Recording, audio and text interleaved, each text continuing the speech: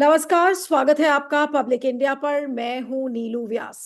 एक इशू है जिसको लेकर बहुत ज्यादा देश में हड़कंप मचा, और वो है लोकपाल ने जो बीएमडब्ल्यू गाड़ियों को लेकर एक टेंडर निकाला और ये कहा कि लोकपाल के साथ साथ जो लोकपाल के सदस्य हैं उन्हें भी बीएमडब्ल्यू गाड़ी में चढ़ना है, और इस वजह से 7 गाड़ियों के टेंडर्स फ्लोट किए गए। और उस टेंडर को लेकर काफी देश में और खासकर सोशल मीडिया पर बहुत ज्यादा लोगों को गुस्सा था कि लोकपाल, जो कि एक एंटी करप्शन बॉडी था, जो कि करप्शन को कैसे कम किया जाए, उसकी कैसे जांच की जाए, उसके लिए वो रिस्पॉन्सिबल था। उसको ओम्बड्समैन कहा जाता है। और वही ओम्बड्समैन आज बीएमडब्ल्यू गाड़ी पर चढ़ने की कोशिश कर रहे हैं, और इसलिए उन्होंने ये टेंडर फ्लोट किया। लोगों का गुस्सा जायज है, क्योंकि लोकपाल पर बहुत ज्यादा पैसा खर्च होता है, उनको बड़ी बड़ी सैलरीज मिलती हैं, उसके लिए बजटरी एलोकेशन होता है। लेकिन in terms of delivery Lokpal fail कर गया है, क्योंकि लोकपाल का अगर आप परफॉर्मेंस रिकॉर्ड देखें तो वो परफॉर्मेंस रिकॉर्ड बहुत ज्यादा निहायत ही खराब है।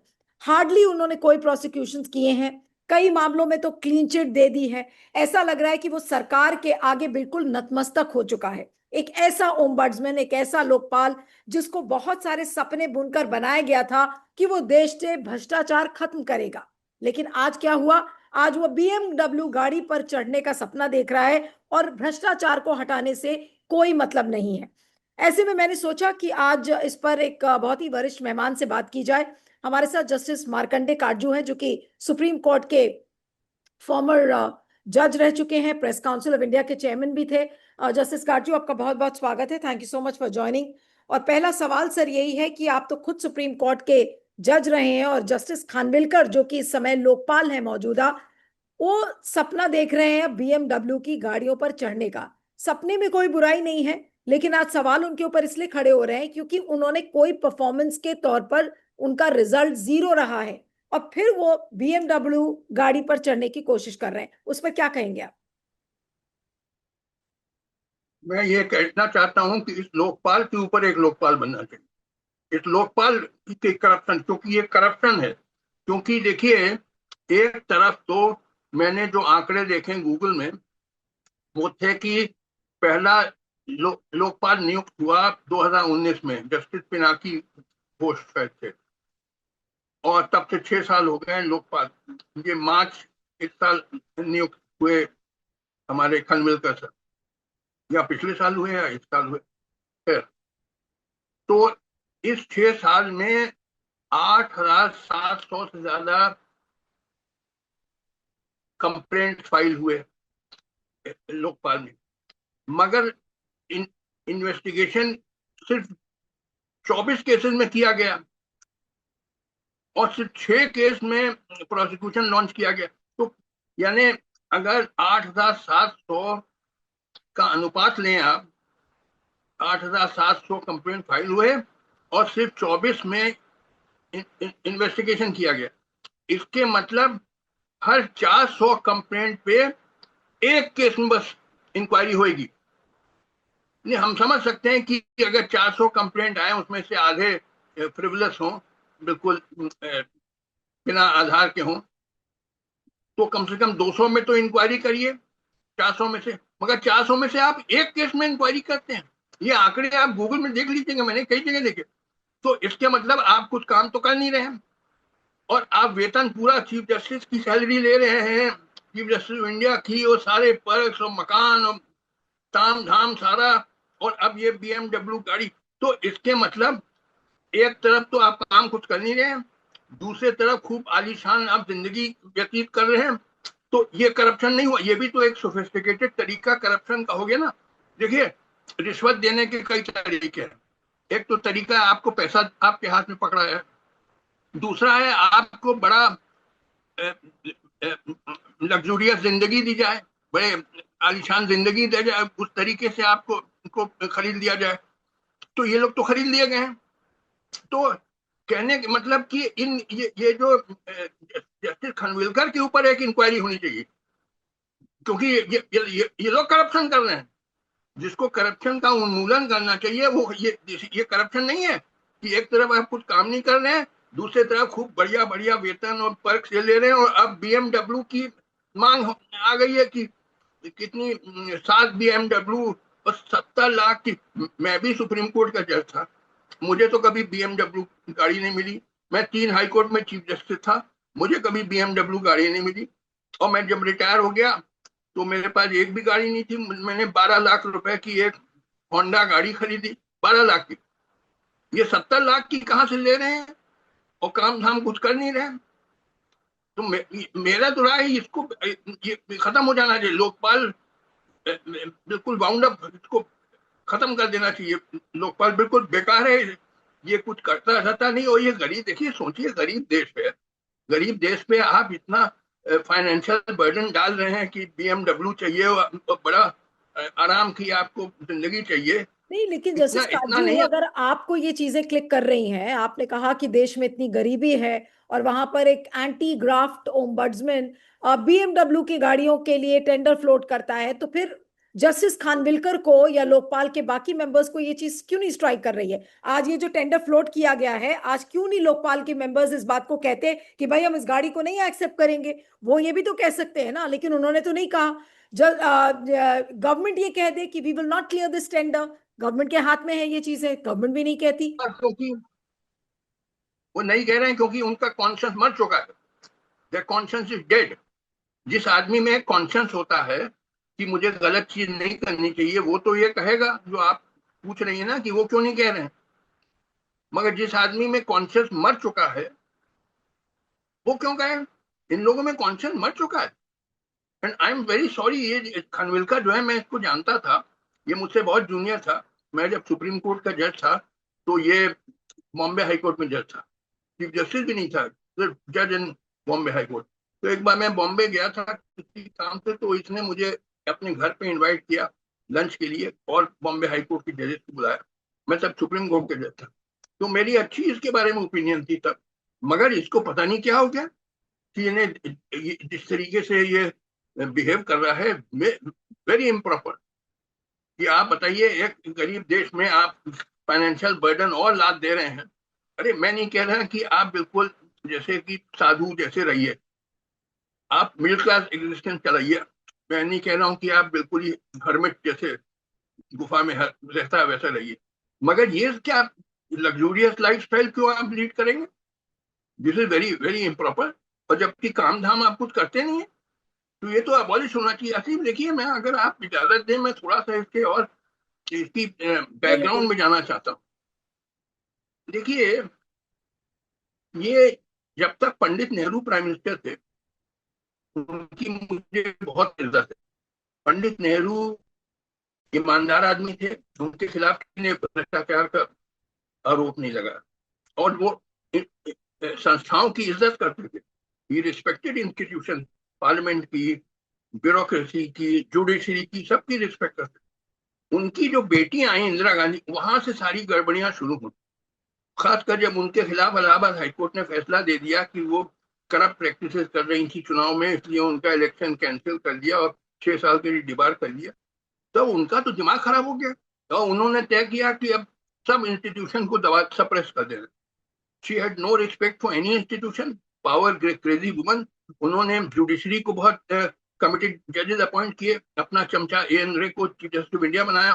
3 सीनियर जजेस शेलर, ग्रोवर और हेगड़े को नहीं, लेकिन सुपरसीड करके। और justice Katju, it's very easy to blame Indira Gandhi. ठीक है, इंदिरा गांधी ने सारे इंस्टीट्यूशंस को खराब किया, उसके बाद कांग्रेस ने भी खूब बेजा इस्तेमाल किया सारे इंस्टीट्यूशंस का, और कांग्रेस को उसके लिए सजा मिली। लोगों ने कांग्रेस को उठाकर सत्ता से बाहर कर दिया। बट द पॉइंट इज कि वो बीजेपी के लोग जो अभी तक ये कह रहे थे ना खाऊंगा ना खाने दूंगा, भ्रष्टाचार के खिलाफ उन्होंने जमकर लड़ाई की। पूरी कांग्रेस की सरकार सत्ता में भ्रष्टाचार के आधार पर उनको सत्ता से उखाड़ दिया गया, यूपीए को। आज वही बीजेपी ये काम कर रही है। तो आज इंदिरा गांधी की हम बात करें या मोदी जी से ये सवाल करें? इंदिरा गांधी तो मर के चली गई, जो उन्होंने किया था वो कर दिया, कांग्रेस ने उसको कैरी फॉरवर्ड किया, कांग्रेस को लोगों ने सजा दे दी। कांग्रेस अब सत्ता में नहीं है, लेकिन इस समय तो सवाल हमें करने पड़ेंगे ना कि मोदी जी ये सब कैसे अलाउ कर रहे हैं। मैं जवाब दे रहा हूँ, जरा सुन लीजिए। देखिए, मैंने ये नहीं कहा कि बीजेपी नहीं कर रही। बीजेपी इस उसी चीज को आगे बढ़ा रही, आगे लेके चल रही है जो शुरुआत करी थी कांग्रेस।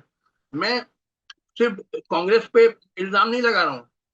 अब बीजेपी वही कर रही जो कांग्रेस कर रही थी, मगर मैंने कहा शुरुआत उन्होंने वहां से शुरू हुई, इंदिरा गांधी से। मगर देखिए एक चीज समझ लीजिए, जो नेता लोग ईमानदारी की बात करते हैं, मुझे उन पे बड़ा शक हो जाता है, क्योंकि आप राजनीति में आके ईमानदार हो ही नहीं सकते। उसका वजह क्या है कि देखिए, बहुत पॉलिटिक्स बड़ी महंगी चीज हो गई है। एक एक लोकसभा के चुनाव में 8-10 करोड़ रुपए कम से कम खर्च होता है। अब पूछ लीजिए किसी से, ये सब पैसा कहाँ से आएगा भ्रष्टाचार के अलावा? फिर एक कोई पार्टी चलाना, बड़ी पार्टी है कांग्रेस पार्टी, बीजेपी पार्टी, उसको चलाने के लिए सैकड़ों हजारों करोड़ रुपए लगते हैं, क्योंकि जो वर्कर है उनको पैसा देना पड़ता है, तो पूरा ऑर्गेनाइजेशन चलाना पड़ता है। ये सब पैसा कहाँ से आता है? ये भ्रष्टाचार के अलावा और कहीं से आ सकता है? तो कहने का मतलब ये जो अरविंद केजरीवाल ने कहा कि हम ईमानदार पार्टी बना देंगे, आम आदमी पार्टी, अन्ना हजारे ने कहा भ्रष्टाचार हटाओ, ये सब बकवास है। आप इस व्यवस्था में रह के आप ईमानदार नेता हो ही नहीं सकते, क्योंकि आपको पैसा चाहिए चुनाव लड़ने के लिए, अगले चुनाव की तैयारी करने के लिए, पार्टी नहीं तो आपके हिसाब संगठन से, चलाने के लिए। जस्टिस काटजू, आपके हिसाब से देश में लोकपाल की जरूरत है या नहीं है? Because people also say there is a different view altogether which is running parallel, which says when you have a central vigilance commission, what is the need for a lokpal? Justice Katju के हिसाब से लोकपाल देश में होना चाहिए या नहीं होना चाहिए? नहीं होना चाहिए, कोई जरूरत नहीं है, क्योंकि मैंने बताया ना, काम धाम कुछ कर नहीं रहे हैं।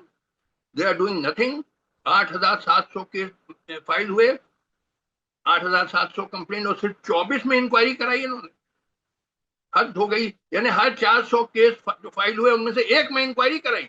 इंक्वायरी सिर्फ, फैसला वैसला कुछ नहीं, सिर्फ प्रोबिंग।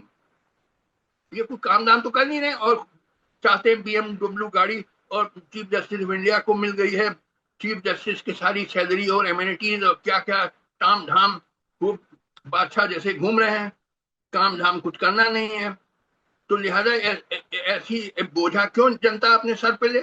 आखिर ये सब जो खर्चा होता है लोकपाल पे, उनका पूरा एस्टेब्लिशमेंट पे, तो कहाँ से आता है? पैसा कोई आसमान से तो टपकता नहीं है। आप और मुझ पे टैक्स लगा के आता है ना पैसा, जो इनको वेतन और पर्क्स और बिल्कुल। BMW ये सब जो देंगे। तो लिहाजा क्यों क्यों हम पैसा दें जब हमको वापस कुछ नहीं मिलता है? अगर आपको वेतन हम दे रहे हैं, तो आप बदले में जनता को कुछ दीजिए, मगर जनता को कुछ नहीं देंगे। बिल्कुल यूजलेस बॉडी, कुछ काम धाम करती नहीं है, और बस अब चाहती है। और भी बताइए, ये हद हो गई, इनको शर्म नहीं आती है? ये इन्हें कुछ बच्चा नहीं है, खानविलकर सुप्रीम कोर्ट के जज रह चुके हैं, ही नॉट ए चाइल्ड। इनको शर्म नहीं आती है कि तुम जनता पे बोझा डाल रहे हो, फाइनेंशियल बर्डन जो गरीब जनता है उसके ऊपर, क्योंकि तुम चाहते हो खूब आलीशान जिंदगी तुम्हें मिले। Very very bad. मुझे बहुत दुख हुआ इससे। नहीं, लेकिन तो आपके बंद हिसाब होना से चाहिए, क्या इसको खत्म करना कर देना चाहिए? चाहिए। नहीं, आपके हिसाब से अब करना क्या चाहिए? क्योंकि ये टेंडर फ्लोट हो गया है, लेकिन अगर चाहे तो लोग टेंडर विड्रॉ कर सकते हैं। जो लोकपाल के मेंबर्स हैं वो मना कर सकते हैं कि भाई हम गाड़ी नहीं एक्सेप्ट करेंगे, लेकिन फिर दूसरा व्यू आ जाता है कि चीफ जस्टिस ऑफ इंडिया को तो एंटाइटलमेंट है मर्सिडीज का, सुप्रीम कोर्ट के जजेस को BMW का है, तो फिर आप जस्टिस कहाँ चंद्रचूड़ भी एंटाइटमेंट तो सुप्रीम कोर्ट के पता? जज हैं। देखिए, आप नीलू व्यास समझती हैं वो सुप्रीम कोर्ट की जज है, ये नहीं सोचती है कि वो एक सुप्रीम कोर्ट फॉर्मर जज से बात कर रही है। मुझे आपसे ज्यादा मालूम है। आप यानी इतनी कॉन्फिडेंटली आप असर्ट कर देती हैं कि चीफ जस्टिस ऑफ इंडिया को मर्सिडीज मिली है, सुप्रीम कोर्ट जजेस को ये मिला वो मिला। अरे मुझसे पूछ, मैं बताऊं, मैं खुद सुप्रीम कोर्ट जज रहा। आप तो इन्हें थोड़ा सा धीरज रखा करिए। अगर आपको नहीं मालूम मुझसे पूछिए, मैं बताऊंगा। मुझे तो कभी BM ना मर्सिडीज मिली ना BMW मिली। मैं 3 हाई कोर्ट का चीफ जस्टिस रहा, मैं सुप्रीम कोर्ट का जज, सीनियर जज रहा। मुझे ना BMW ना मर्सिडीज, मामूली कार थी। यानी आप, यानी जर्नलिस्ट लोगों को ये अधिकार है जो मन चाहे बनाए जाए बोल जाओ कि मर्सिडीज कार घूम रहा है। कहाँ, मैंने तो कभी नहीं देखा। चलिए, आप कहती हैं तो आप घूमती होंगी, नीलू व्यास व्यास के पास होगी मर्सिडीज कार, मुझे तो नहीं मालूम, मेरे पास तो नहीं थी। नहीं, लेकिन सर ये अब जो पूरा डिबेट है आज बीएमडब्ल्यू पर इतना ज्यादा फोकस लोकपाल का इसलिए हो रहा है क्योंकि लोकपाल का परफॉर्मेंस रिकॉर्ड काम के मामले में बिल्कुल जीरो रहा है। अब लोकपाल की अकाउंटेबिलिटी कैसे तय होगी? आज हमारे पास न कानून में ये प्रावधान है कि लोकपाल को कोई अकाउंटेबल होल्ड कर सके। वो तो सब किसी भी अकाउंटेबिलिटी के ऊपर है। तो आज आपने शुरू में ही कहा आपने इंटरव्यू के कि लोकपाल के ऊपर एक दूसरा लोकपाल बिठाना चाहिए। ये काम कैसे होगा सर? लोकपाल की who's going to fix up the accountability of the Lokpal in the country? देखिए, आप एक चीज समझ लीजिए, आज मुल्क में सारी संस्थाएं कोलैप्स कर गई हैं। ऑल स्टेट इंस्टीट्यूशन है कोलैप्स, चाहे पार्लियामेंट लीजिए, चाहे जुडिशरी लीजिए। मैं नहीं कह रहा हूँ कि हर जगह करप्ट है, मगर लार्ज सेक्शन है करप्ट। पार्लियामेंट लीजिए, जुडिशरी लीजिए, इलेक्शन कमीशन लीजिए, लोकपाल लीजिए, और नेशनल ह्यूमन राइट्स कमीशन लीजिए, सब, पुलिस लीजिए, कोलैप्स कर गया। अब वो खोखला हो गया है। बस वो नाम के लिए, जैसे इंडिपेंडेंट जुडिशरी या इंडिपेंडेंट ब्यूरोक्रेसी, वो नाम के लिए रह गई है। आपके, मैंने शो देखा था, अनिल अग्रवाल जी ने सारे आंकड़े दिए थे।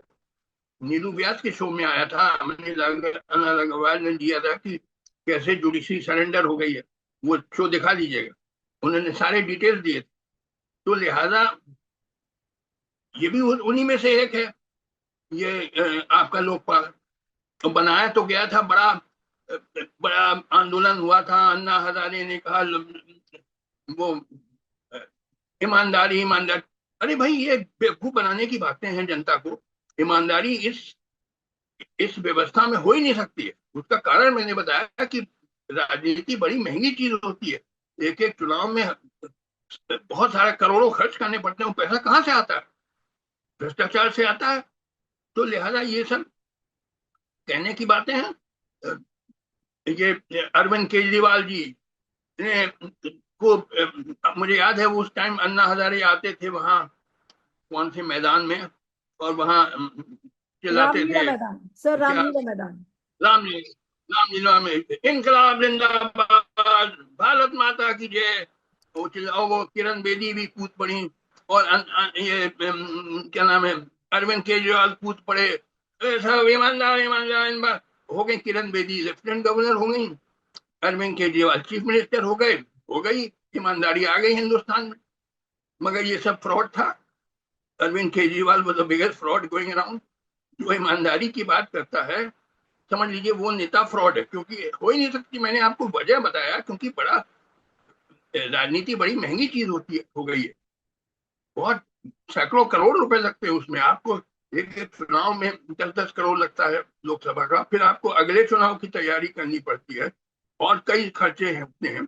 तो कहाँ से आता है इतना पैसा? भ्रष्टाचार से ही आ सकता है।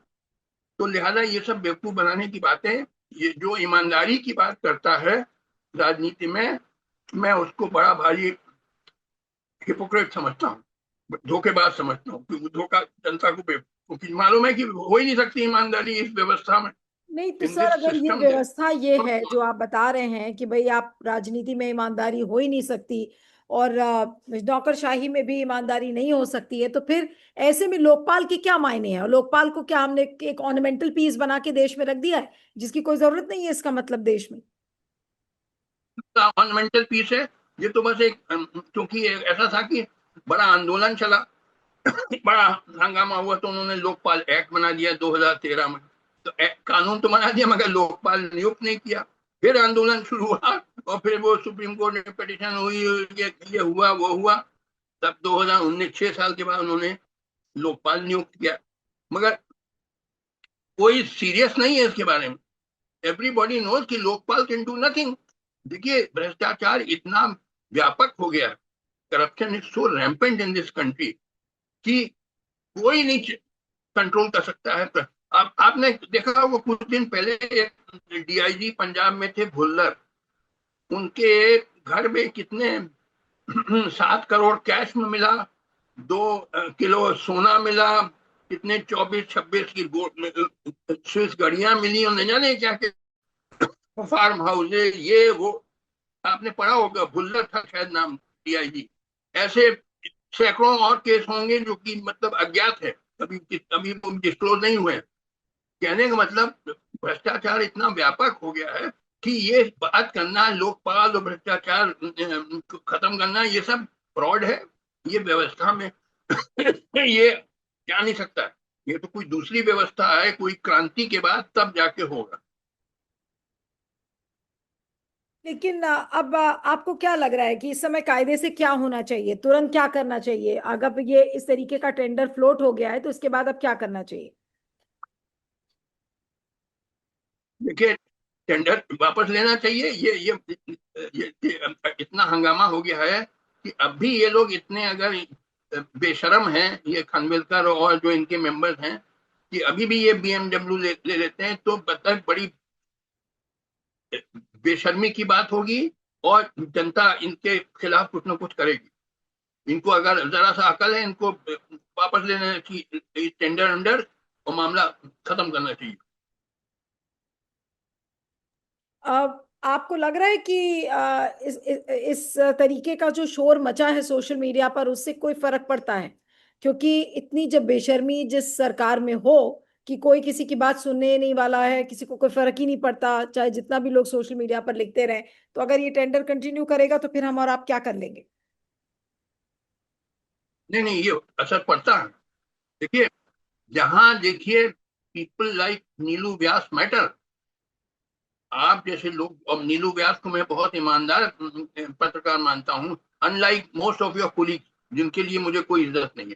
क्योंकि नीलू व्यास कभी झूठ नहीं बोलती है, कभी बेईमानी नहीं करती है, कोई जैसे वो गोदी मीडिया नहीं बन गई है, जो सही बातें करती है। आप जैसे पत्रकारों की बहुत आवश्यकता है कि जनता को सच्ची बातें बताएं। और जनता का काम है कि ऐसे नेताओं, भ्रष्ट नेताओं पर दबाव डालें, ये सब कम से कम खत्म ना हो, तो कम से कम हो जाए। ये जैसे ये बीएमडब्ल्यू का स्कैंडल हुआ, बताइए, हद हो गई। गरीब देश में आप इतना फाइनेंशियल बर्डन, बोझा डाल रहे हैं कि 70 लाख की एक एक 5 करोड़, बताइए, गाड़ियों पे।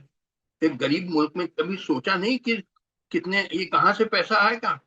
फिर आसमान से टपकेगा कि हम लोगों के ऊपर टैक्स लगा के आएगा? मगर बिल्कुल बेशर्मी है, बेहयाई, बेहयाई लेकिन बेशर्मी है। सर आप ये तो बताइए ना कि प्रधानमंत्री भी तो हमारे 10 करोड़ की गाड़ी में चलते हैं, रेंज रोवर सेंटिनल में वो बैठते हैं। अब वो किस मुंह से कहेंगे कि आप जजेस को कि बीएमडब्ल्यू में मत चढ़िए? देखिए, मैं प्रधानमंत्री के बारे में बात नहीं करना चाहता, उसके लिए कोई और शो रखिएगा, तब मैं उसके ऊपर बात करूंगा।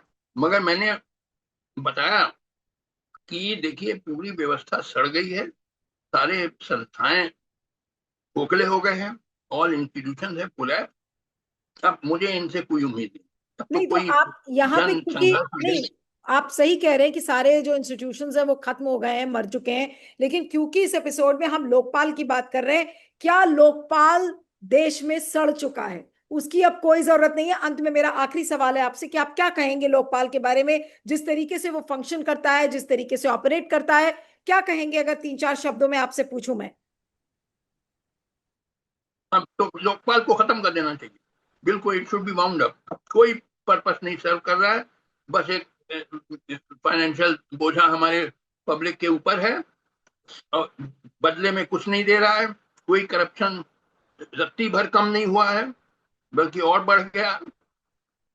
जैसे एग्जांपल मैंने दिया अभी, वो डीआईजी भुल्लर का, आपने पढ़ा होगा, पंजाब में कितने 7 करोड़ रुपए कैश में मिला, और क्या क्या सब डिटेल्स आप देख लीजिएगा गूगल पे। तो ऐसे सैकड़ों आपको और मिल जाएंगे उदाहरण। तो लिहाजा ये लोकपाल बिल्कुल बेकार चीज है। कोई इसके, बल्कि ये बनाना ही गलती है, क्योंकि ये फिजूल है, ये भ्रष्टाचार नहीं हट सकता। बातें करिए, अरविंद केजरीवाल चिल्ला रहे थे, अन्ना हजारे चिल्ला रहे थे, वहां इमरान खान पाकिस्तान में बहुत चिल्लाए कि हम नई पॉलिटिक्स ला रहे हैं। आपको पता नहीं, मालूम है कि नहीं, मैं तो पाकिस्तानी पॉलिटिक्स भी फॉलो करता हूँ। कि उन्होंने कहा नई पॉलिटिक्स में लाऊंगा ईमानदारी। वो जो एक तरफ नवाज शरीफ और दूसरी तरफ आसिफ जरदारी, दो फैमिलीज है ना, इन्होंने तीसरा हम मंच बनाएंगे, ईमानदारी का मंच। It was all fraud. You cannot, because you cannot.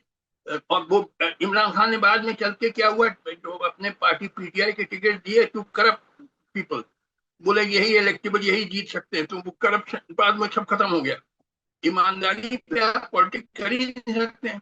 और यही अरविंद केजरीवाल ने भी रियलाइज किया कि और उसने भी सब कॉम्प्रोमाइज करने शुरू कर दिए। तो ये पूरी व्यवस्था बिल्कुल सड़ चुकी है, सब तरफ करप्शन फैल गया है, व्यापक है। तब वो बातें कुछ करिए, मगर होना हवाना कुछ नहीं है, और ऐसे ही चलता रहेगा। ये संस्थाएं तो बिल्कुल ही, यानी सोचिए जैसे कि पैरासाइट्स हो गई है। These institution like Lokpal, they are parasites sucking the blood of the people. यानी सोचिए इतना पैसा इन पे खर्च हो रहा है, इनके वेतन ही नहीं, इनके तमाम और एस्टेब्लिशमेंट के expenses, are they not sucking all this money from the body of the people, and what are they giving in return to the people? Nothing. नहीं तो तो आर दे आप ये नॉट कह रहे पैरासाइट? हैं, आप ये कह रहे हैं कि लोकपाल देश में लोगों का खून चूस रहा है, इसलिए आप उसको हटा दीजिए।